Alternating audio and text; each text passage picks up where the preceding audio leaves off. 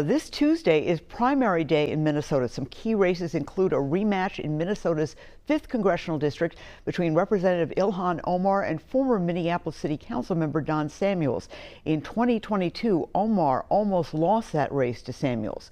We're also keeping an eye on the race for the Republican nomination for U.S. Senate between Royce White and Joe Frazier. The winner will take on Senator Amy Klobuchar in November.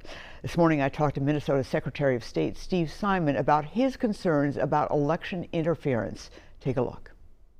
Well, joining us right now, Minnesota Secretary of State Steve Simon. Thank you so much for joining us. My pleasure. Thanks for having me. I do want to ask you about misinformation. You wrote a letter along with 4 other secretaries of state this week to Elon Musk about misinformation that is on X, saying that Kamala Harris missed the deadline for the ballot in Minnesota and 4 other states.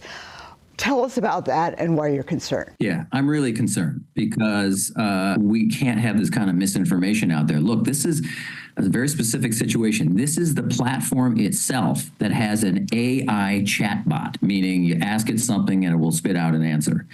And their own tool, their own chatbot, spit out the wrong answer as to what the law was in Minnesota and several other states. So we contacted them about it. We called them on it and we said, hey, it's wrong. And they greeted us with more or less a shoulder shrug. Well, we'll get to it. We have a disclaimer on there. No big deal. It is a big deal. All of us are united in terms of wanting the voters, no matter their background, their political leaning, their zip code. We want them to have accurate information about what the law is and what the rules are.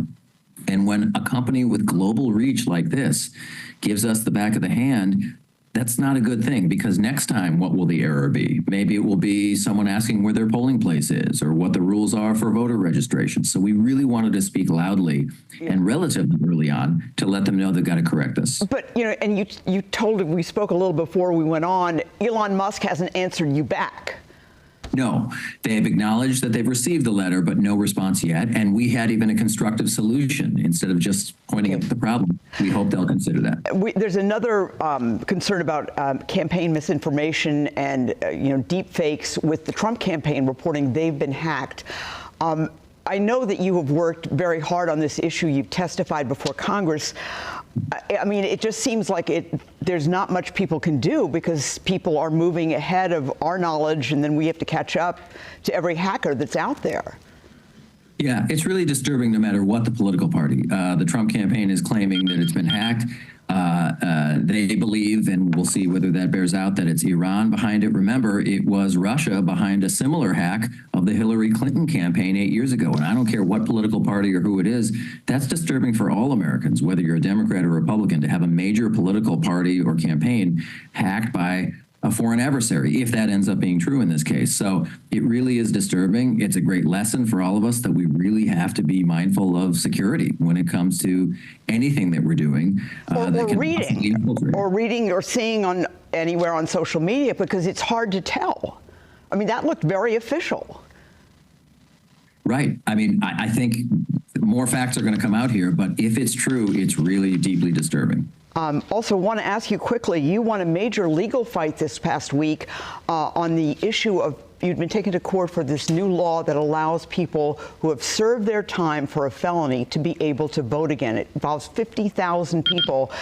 One group tried to sue you to block that, but you won, so it will go into effect and be in effect for this election. That's right. And that's really important from the standpoint of just stability and clarity for the voters. Look, the legislature has spoken after a 20-year debate. They restored the freedom to vote for people who have left prison behind. That's been the rule. And this lawsuit, had it gone the other way, would have upended that and created a lot of confusion. So no confusion. The law is right now, if you're not in prison and if you're 18 and a citizen and a resident of Minnesota, you can vote, including this Tuesday in the primary election. Of course, the August primary in a couple of days is infamous for not having a big turnout. But are things going well as far as you're concerned in terms of the actual voting process and the security of the voting process for early voting? Yes, they're going very well. I've attended accuracy tests of the equipment. In terms of election judges, that seems to be going well. In terms of recruiting folks at the polling place, I think we're going to have a good, solid, smooth election. And then all eyes will be on the November 5th general election, which is just around the corner. All right. Well, Secretary Simon, thank you so much. And we certainly will follow that update on, there's an update with Elon Musk on that bit of misinformation. Thank you very much for your time. Thanks for having me.